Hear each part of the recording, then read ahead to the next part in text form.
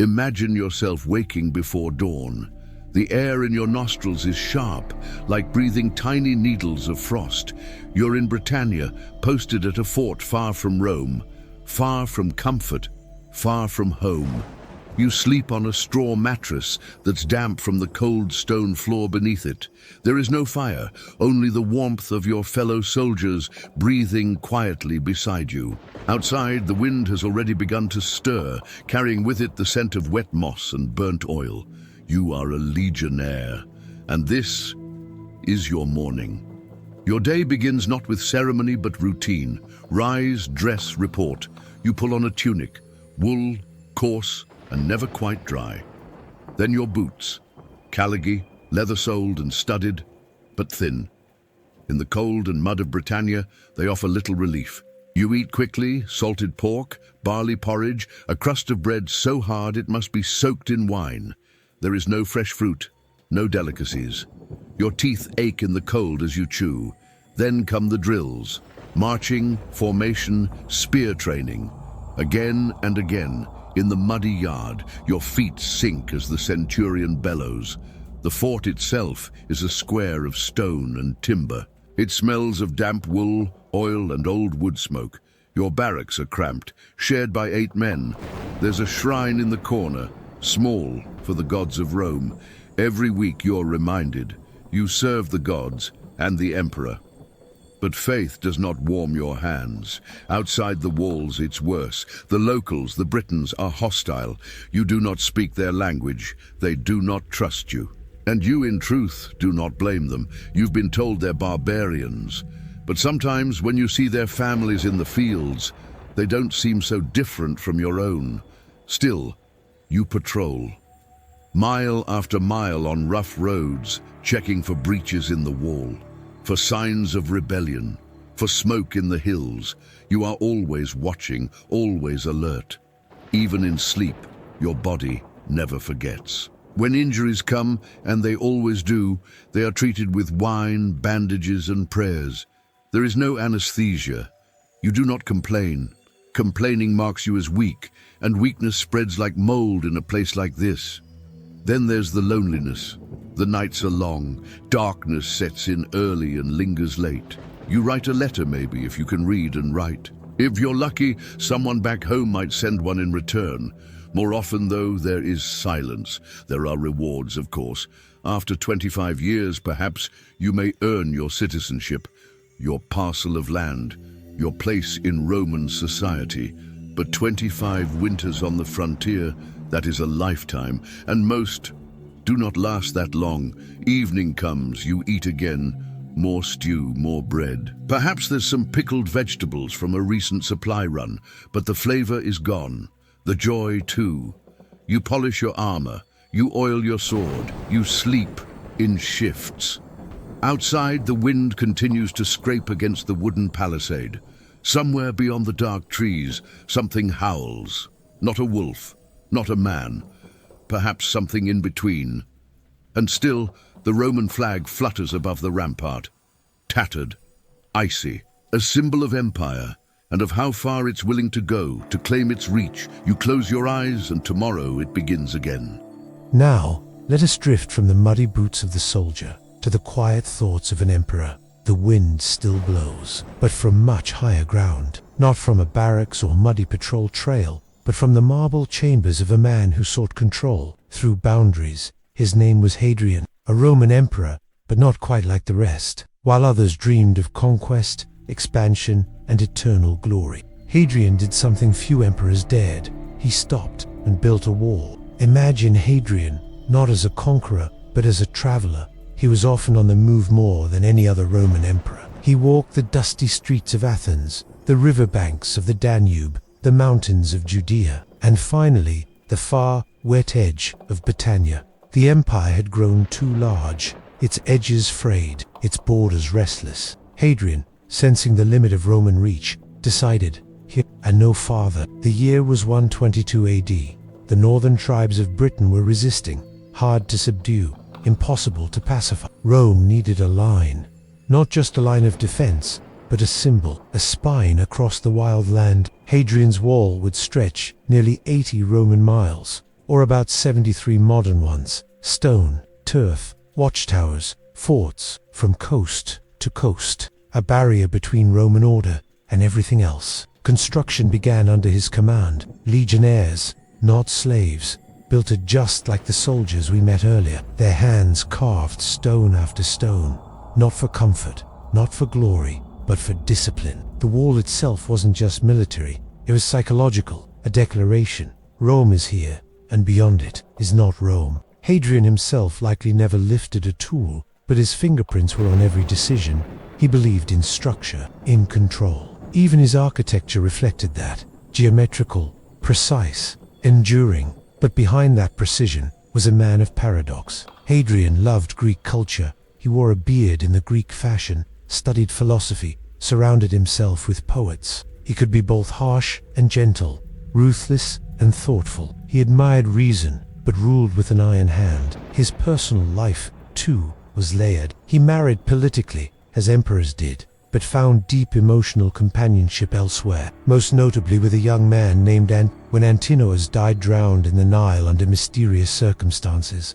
Hadrian grieved publicly, profoundly. He deified the boy, built statues, temples, and even a city in his honor. It was, for a Roman emperor, an extraordinary display of emotion, and one that not all in the empire approved of. But Hadrian was complex, a man who governed the world and could not control his own heart, a builder of barriers who longed for connection. When he returned from Britannia, his wall still unfinished, he would spend his final years retreating from public life. Pain plagued him.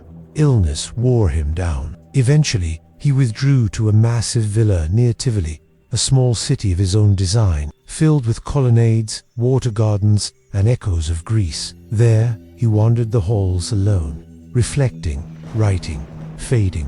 When he died in 138 AD, he left behind more than just architecture. He left behind an idea that perhaps the strength of Rome was not just in how far it could spread, but in how well it could hold what it already had. Hadrian's wall still stands today, worn, crumbling in places, but persistent, a memory of one man's attempt to draw a line between chaos and control, empire and wilderness, ambition and restraint. Let us now walk beyond the wall, into the ruins, where forgotten voices speak, not through marble or scroll, but through scraps of daily life buried in the mud. The wind quiets now, and we lower ourselves from the imperial marble back into the soil, soft, dark, and damp. Here, beneath the moss and turf of northern England, something waited. For centuries, it lay silent, flattened, fragile, and blackened by time.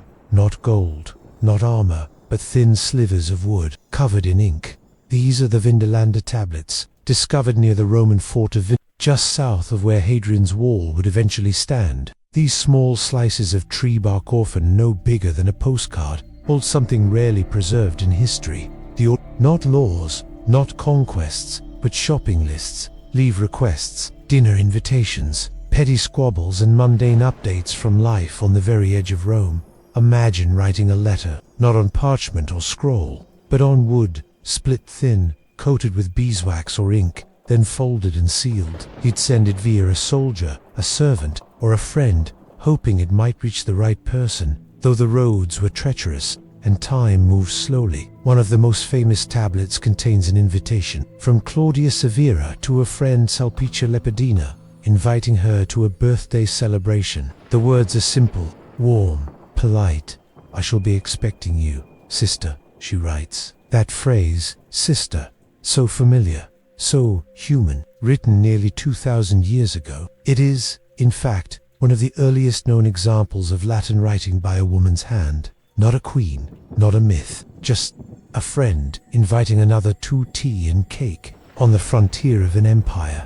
Other tablets are less cheerful. One soldier complains about bad beer, another asks for more socks. There are notes from commanders reporting missing equipment, and others worrying about frostbite.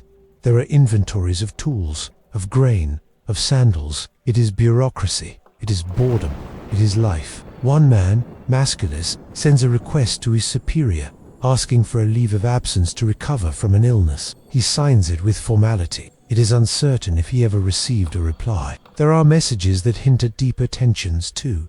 notes about desertion, accusations, and fears of attack from the locals beyond the trees. One tablet mentions the Batavians, a fierce group of auxiliary soldiers. Others discuss supplies, oil, wine, pepper, and fish sauce from faraway lands, making their way, slowly, to this remote outpost. These small wooden whispers tell us something profound, not just about the empire, but about its people. They were not legends, they were not marble busts. They were cold, they were tired, they missed their families.